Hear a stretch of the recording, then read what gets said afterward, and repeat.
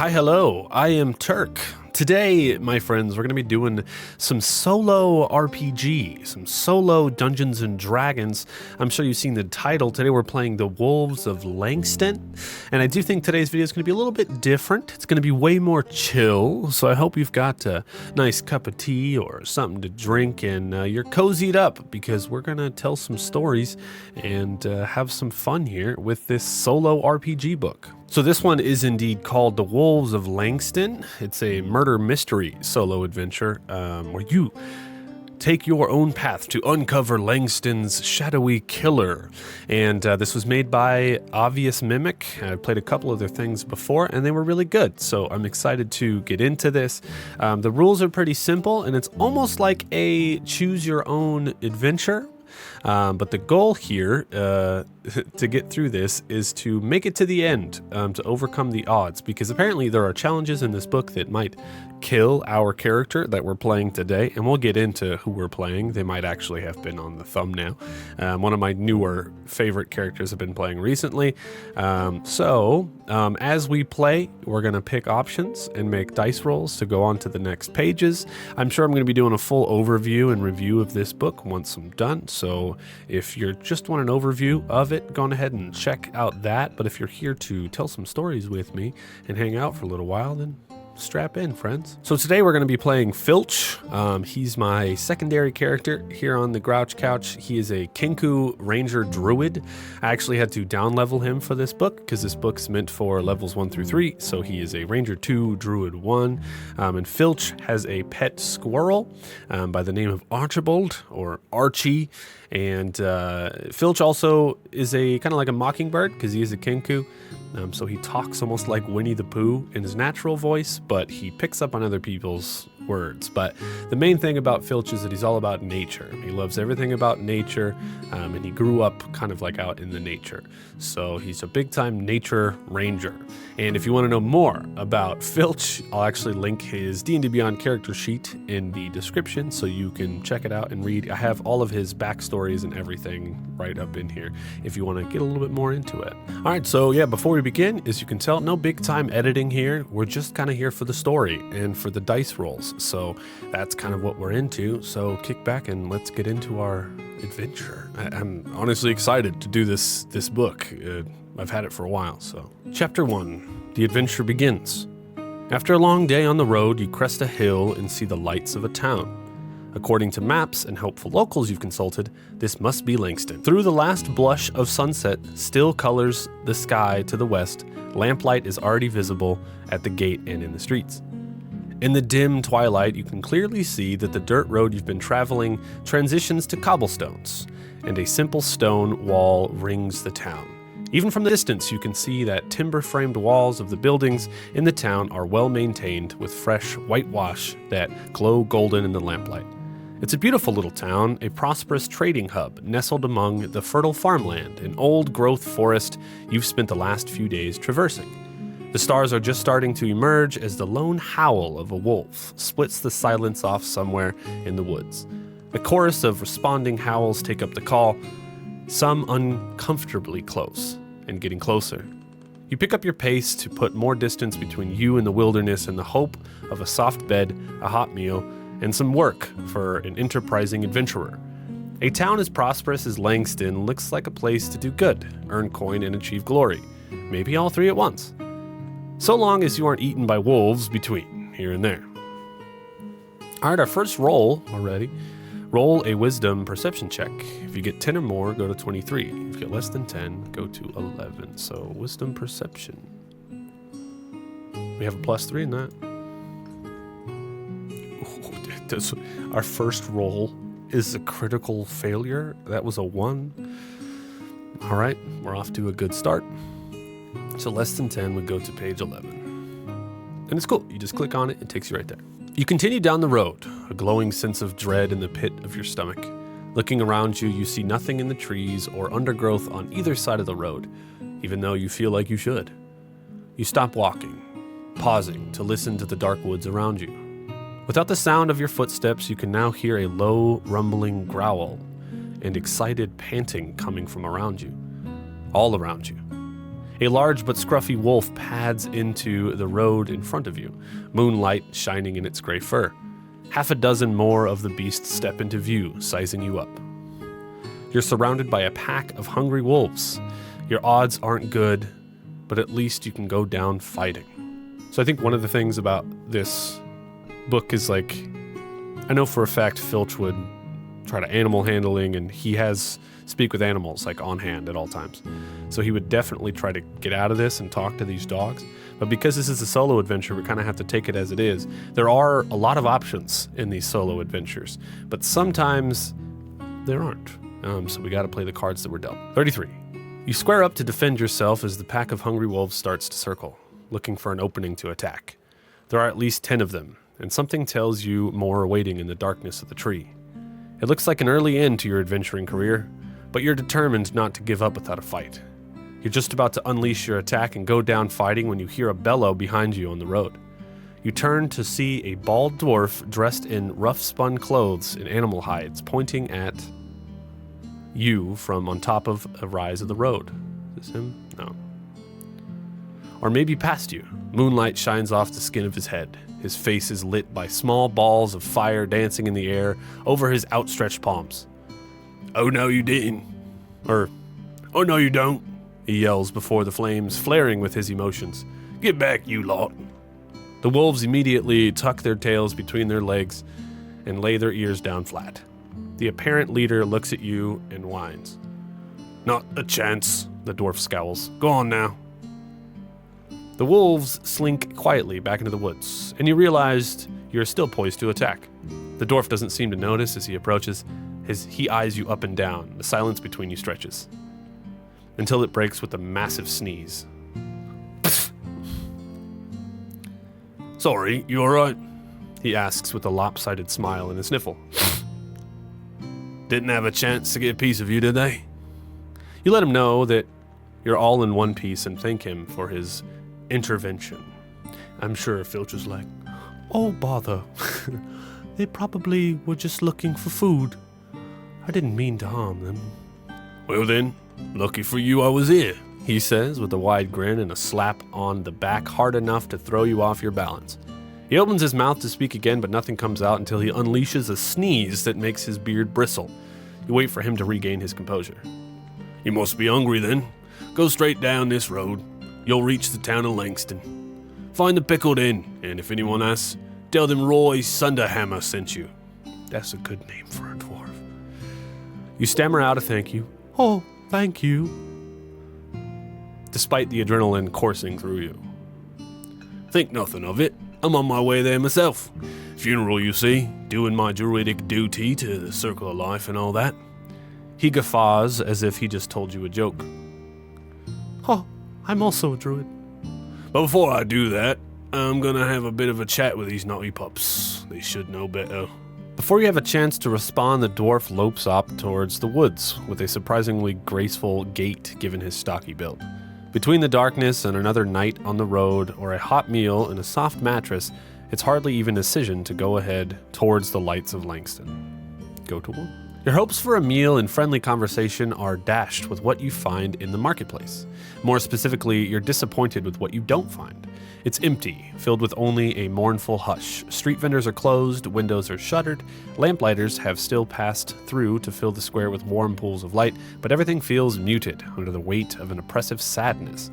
You're looking around for someone, anyone, when a solitary figure in white robes bustles out from a side street, nearly dropping a sheaf of papers. The robe's hood is down so you can see that it's a young woman with light blonde hair. Her robes bear sunburst motifs around the neck and the collar, and a similar symbol made of gold hangs from around her neck. This appears to be a sun cleric. We can either call out to the cleric or follow her down the empty streets. What would Filtch do? So I really feel like Filtch doesn't trust people. He's more of an animal person. He loves animals and he trusts animals, especially his pet squirrel Archie, by the way, who's still with him. Trusts them more than anything else, more than people. So I think he would, being the ranger Kenku that he is, he would sneak and follow her to see what she's up to with these papers. He wouldn't yell out to her. He'd be like, "Oh, what's she up to?" So go to 3. You follow at a safe distance, and the woman never looks around to check. She is clearly lost in thought, fidgeting and muttering to herself from time to time. Her expression alternates between angry and terrified. You stay with her as she takes a few turns before coming to an inn whose shingle identifies it as the Pickled Hen. You two aren't the only ones on the street, but she doesn't seem bothered traveling the town at night. You can see now that the cleric is a pretty young woman, but her eyes are dark with exhaustion, and her mouth is lined with some taxing emotion. She pauses and takes a deep breath as if to steady herself, then as if setting a mask in place, smiles brightly and kindly at no one in particular. She lets herself into the tavern on the inn's first floor with fluid familiarity. As she enters, you hear the sound of people gathered and speaking amongst themselves, though the tone is more subdued than one typically hears in a tavern's common room. We can follow her into the inn or hang back to look in a window to see what's happening. Ooh. I think Filtch is like, well, this is where I was going anyway, so might as well go in. Time for food. So we'll just walk right in, I think. The tavern is nearly full to capacity of townspeople milling about, speaking quietly to one another. The hum lacks the boisterous outbursts of laughter or shouts you normally associate with taverns this crowded. And the answer quickly becomes apparent why. At the end of the common room, there is a closed casket on a table amidst what looks like hundreds of flower arrangements. A musician is strumming a lyre in a sad tune off in the corner. As you look around, an older man is arguing with a huge half-orc woman with an impressive collection of battle scars and a suit tailored in typical nobleman style. Seeing you, the man grimaces and sways over to you. He reeks of ale and spirits, and his face sags in habitual sadness, but his eyes glitter with both tears and an uninspected rage. What kind of, he's a big man, huh? I don't know you, he slurs, stabbing a blunt finger in the air between you. Was it you? Did you do this? What else have you done? A few heads nearby turn as he throws his hands up into a fighting stance and starts bobbing unsteadily. The half-orc crosses her arms and watches the both of you carefully. You're at a funeral in a strange town, so violence is not an option. You can try to persuade him to leave you alone, or intimidate him into backing down. Filtch, for sure, trying to persuade, but hasn't told me to roll dice yet, so we're gonna go to the page. You raise your open hands and assure the man calmly that there has to be some kind of mistake. There's no need to fight, and certainly no need to ruin such a somber event. Roll Charisma Persuasion. If you get a 12 or more, go to 2. Okay, Charisma Persuasion. Do we have any? We have none of that. A +0. It's a 14 though. If you get a 12 or more, go to page 2. Nice. The man calms and walks away, muttering about adventurers being up to no good. But he picks up a cup of wine from a tray and abuses himself with drinking that instead of fighting you. Gain inspiration. Nice. As your would-be attacker walks off, you see the half-orc who is speaking to him is staring at you, and she approaches. The female half-orc in the tailored suit looks at you, eyes scanning up and down. I am Tanya Anthram, Mayor of Langston, she says with a nod. Her commonly heavily accented with a gutturalish orcish twang. That's not the voice I used. Should we take that back? I am Tanya Anthram, Mayor of Langston. I may have use of you. Please, stay for the funeral. I'll speak to you after. You try to reply, but she is already walking away as the ceremony begins. 28. A middle-aged human couple gets up and introduces themselves as Maybelline's parents, though from the murmur of sympathy coming from around the crowd, that seems well known. Thank you so much for coming out to say goodbye to our darling girl with us, the mother says. She was a ray of sunshine in our lives from the beginning. and we can see that she touched the lives of many of you as well. She was relentlessly kind, generous, and patient. We all will miss her dearly. The father of the deceased clears his throat, his eyes glassy. We are so very grateful for the people of Langston. You've made our daughter's life a joy, and you're making her loss more bearable. But we will not be seeing you for some time. A murmur runs through the crowd, but he holds up his hands for quiet. Every brick and blade of grass in this town reminds us of what... every brick and blade of the grass in this town reminds us of what we have lost. Every time we see your kind faces, we will only see the torn and broken body of our treasured daughter. So we will leave and trust our capable mayor to bring justice to the killer. We will keep our peace at home where we feel the closest to our daughter's memories. But we pray you bring the killer to swift justice. As he speaks, heads in the crowd turn to the mayor, who just nods to the citizenry. When you turn your attention to the grieving parents, the father's cheeks are wet with tears, but his teeth are gritted in mute rage. Laying a gentle hand on her husband's arm, the deceased mother speaks up. But we are not the only ones to suffer a loss, she says in a crackling voice. We had Maybelline, maybe it's Maybelline, for her whole life. The love of her life was cheated out of the rest of it. Tomlin, darling, we'd love it if you could say a few words. The parents of the dead woman step aside, and her fiancé takes their place at the podium. We're learning the suspects, everybody. That's what we're doing right now. The man identified as Tomlin is dressed simply, and he clutches a bunch of flowers tightly in one hand. He takes a moment looking out over the crowd, visibly holding back tears.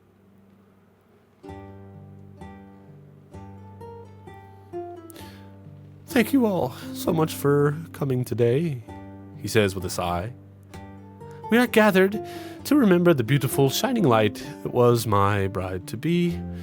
Before growing to love her, I never thought I was the marrying kind. Now it seems more like fate than a choice.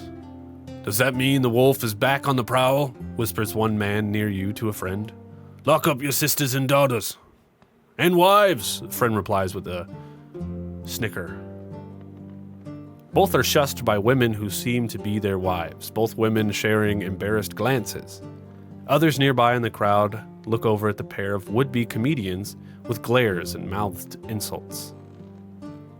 My darling wife-to-be was a simple soul, he says. Her favorite flowers were daisies. She liked the color lavender. Anything made of silk was the height of sophistication.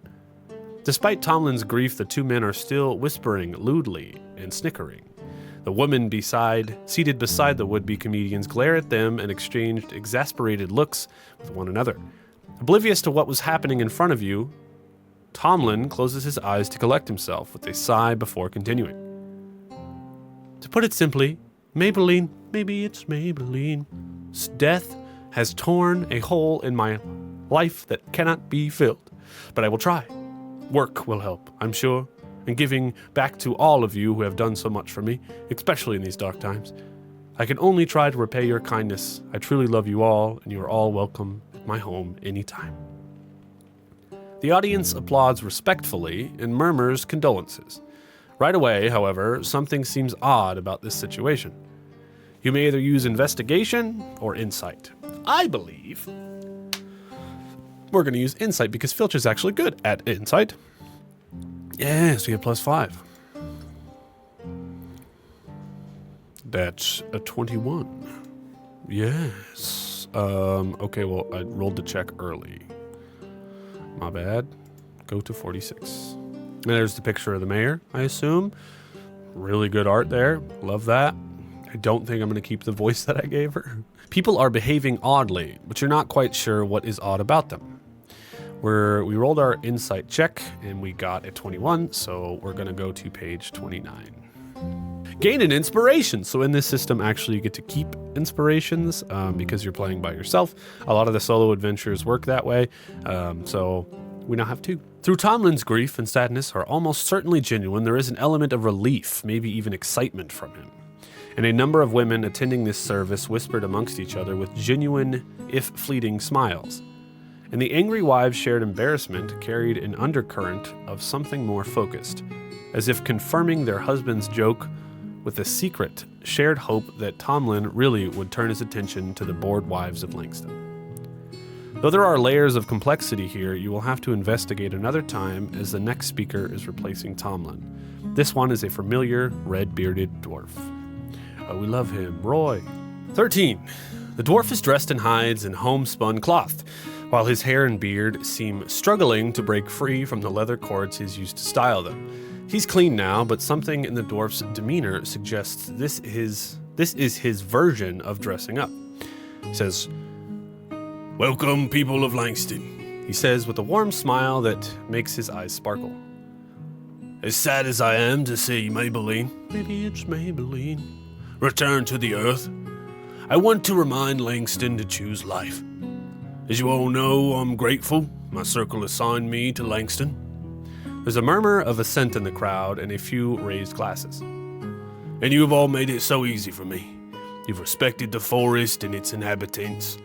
And in return, I have been happy to act as both spiritual counsel and guiding hand for the forces of nature around us. I join you in grieving the loss of a wonderful member of this community, and I hope you will join me in welcoming her back to the cycle of life."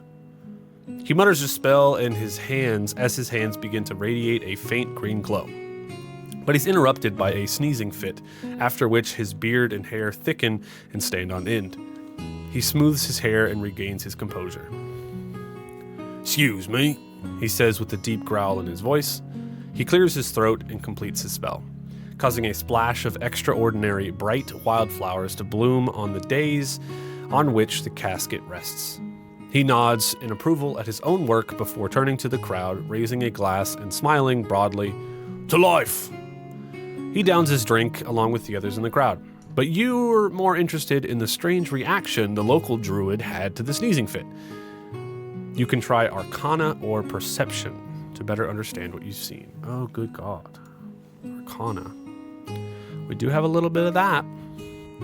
We also have a good amount of Perception. Being that Filtch is nature druid, he has to be like, why is he sneezing at flowers whenever he's a druid of life? That's odd. So we're going to do Arcana.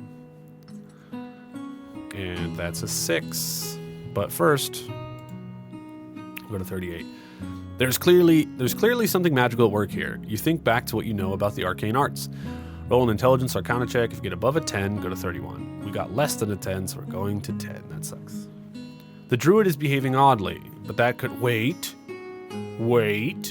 We have an inspiration that we're going to use. We have 2, so we're going to use 1, leaving us with 1, because I believe Filtch should be better at his Arcana check, especially involving flowers.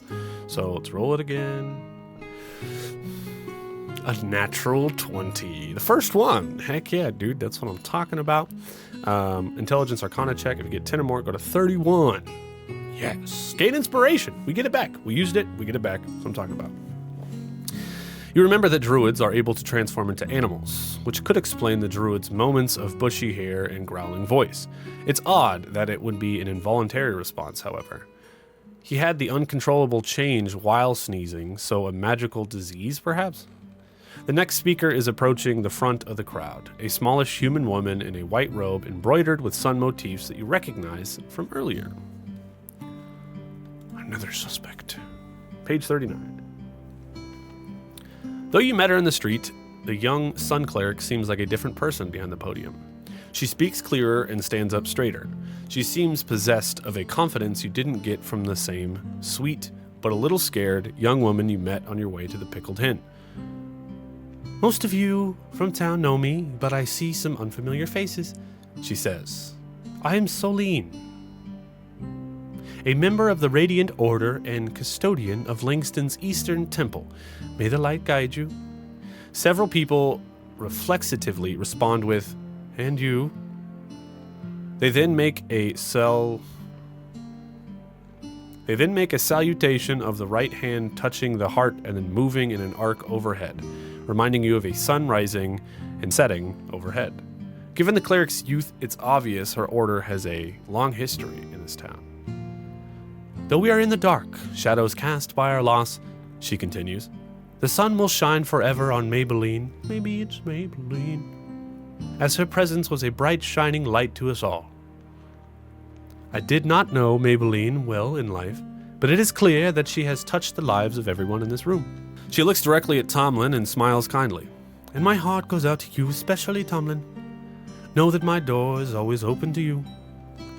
And then she leads the service in a hymn she introduces as coming from the Rathacananar book of funerary rites.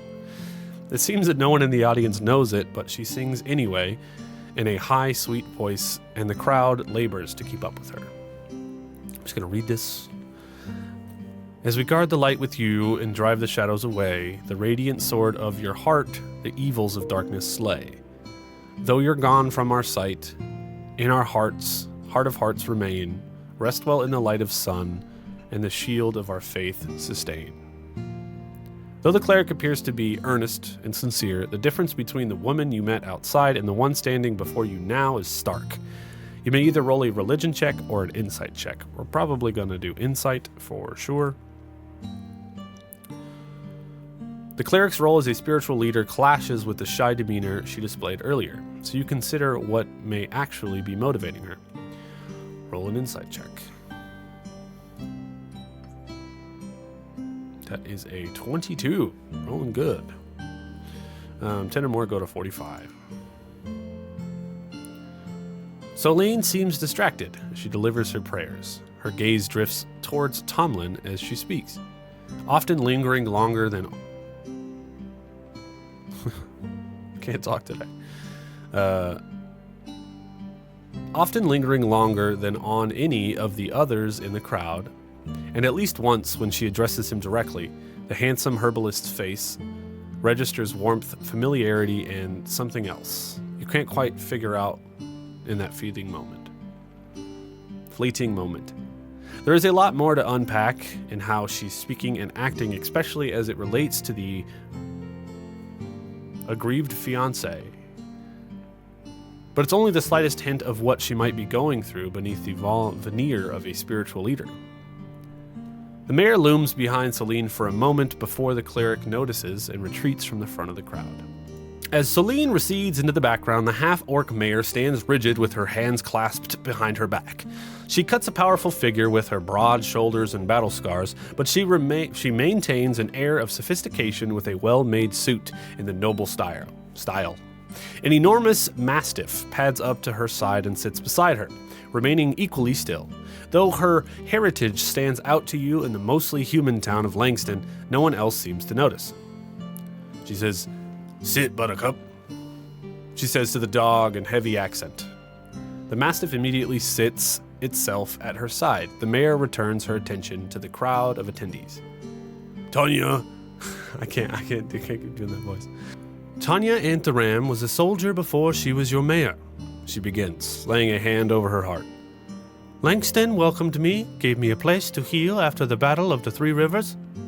There I fought to defend the people from a barbarian horde, and I will protect the people of Langston. She looks out into the crowd, moving her eyes as the rest of her remains perfectly still. Her huge dog could be a statue for all it moves. There is a killer out there in the darkness, she says, and her eyes lock on yours. We do not know what it is, but it took one of the citizens under my protection. We will find whatever took this life and end the threat. This is my promise to you. A ripple of soft applause and angry muttering sweeps through the crowd. The dog's head tracks both sounds for movement before glancing at the mayor returning to its vigil. Cute picture of dog. Cute dog. She returns to address the family of the deceased. I am so sorry for your loss, she says, and then steps away from the casket and starts making her way through the crowd towards you. As she makes her way, to where you're standing, you can make either a history check or an animal handling check. Oh, we're going animal handling for sure. Mayor Antharam's dog is incredibly impressive in its training. Roll a wisdom animal handling check. For sure. That's a 9. Goodness. If you get a 10 or more, 22, we got less then. But we have to use an inspiration. This is one of Filtch's, best stats here. We have to. It's like I'm failing on the ones that I know he's good at. So we use that inspiration. We got a 1. Okay, we're going to use the last one.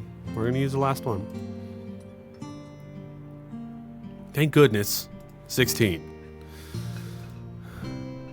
The Mastiff, we spent 2 inspirations for this one paragraph, so hopefully it's good. The Mastiff currently on the mayor's heels is immaculately trained as a military attack hound. In other words, the mayor's dog is a trained killer. It's remarkably well trained, but in all likelihood, it has killed before. Whether or not it will kill again will depend on whether or not it needs to, or is commanded to. You spare the beast a glance as the mayor approaches you. Go to 30. That's it. Fine. You are an adventurer, yes? She says to you when you answer in the affirmative. She continues. Yeah. Then I suppose you will do for now. Between her rumbling orcish accent and deadpan delivery, it's impossible to tell what she actually thinks about you, but she does make a sweeping gesture towards the bar and then starts off. This stern woman is obviously not one for pleasantries. As you follow behind her, she stops to speak to an aproned, balding man you can only assume is the innkeeper. And the town will pay the investigator's room and board. This is acceptable? The innkeeper cuts you a glance but nods. Their business concluded. Mayor Antharam returns to you with the key to your room. You ask why she would hire you. Why me? I know your type. Adventurer, mercenary, hero, for hire. It doesn't matter what you call yourself. The people are scared and they need someone. So I am hiring you. And since you're an outsider, if you fail, it will not reflect badly on the town. Thanks. You start to thank her, but she cuts you off. I do not yet know you, she says. She holds up a hand. And I may not get the time to do so if this killer gets to you next. You're here for the people and for me. As long as you're investigating this young woman's murder, we will pay you for your stay. You will not come to the town hall. You will come to the town hall tomorrow, as tonight is not the time to discuss the details of this case. Sleep well. She nods once, though it's unclear whether that's a farewell or an agreement of some kind, and then returns to her duties, reassuring the funeral goers. You remain standing, dumbfounded for a moment, as the figure breaks away from the crowd and moves towards you. It's Tomlin, the village herbalist and fiancé of the deceased. Hello, he says. His eyes are almost entrancing up so close. I haven't met you yet. How did you know Maybelline? Maybe it's Maybelline. You reply that you just arrived in town today, but that the mayor has requested your help with the investigation. Well, I kind of got forced into this. I didn't know her. I was just trying to sleep, and now I'm an investigator. He looks you over and nods as if you passed some sort of assessment. Welcome then. Thank you very much for doing this for us. Please come to my home for whatever you need. I need to know what happened to my Maybelline. Maybe it's Maybelline.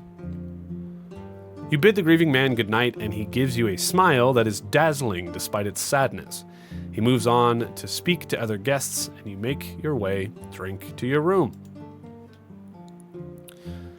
Get the benefits of a long rest. Yay, we haven't done anything yet. All right. We have our setting. We have our quest, and we have a room and board.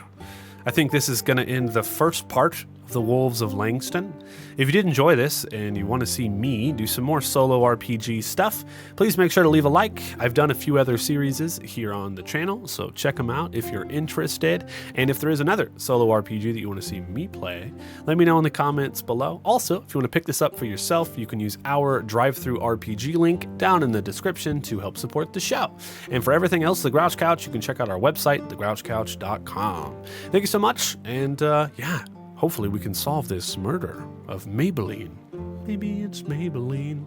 I was Turk, your host, and for now, take a seat on the couch, my friends, and roll initiative.